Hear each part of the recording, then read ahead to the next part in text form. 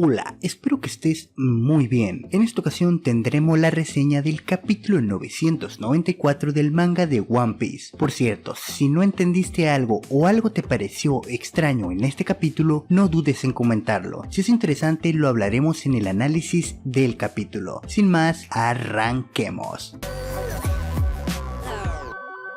El título del capítulo en esta ocasión es Mi otro nombre es Yamato. En la portada por fin finalizamos la mini historia de Beg y podemos ver cómo son perseguidos por la marina, mientras continúan festejando la boda a bordo de la embarcación. Entrando en el capítulo, este sigue en donde se quedó el anterior, justo después de que Kaido cortara el brazo de Kikunojo. Pero el ataque de Yonkou no solo afecta a las vainas rojas, sino también a los Mink y a sus propios subordinados, todos aquellos que aún están presentes y no saben cómo tratar con tan devastador ataque. Inuarashi no pierde el tiempo y ordena a los miembros de la tribu Mink que abandonen el techo. Mientras esto sucede, Izou se acerca a su hermano caído para intentar auxiliarlo. En ese momento llega Kinemon, utiliza su habilidad con el fuego para cauterizar la herida de su compañero y así parar el sangrado. Tras conseguirlo, Kiku se incorpora, afirmando que puede continuar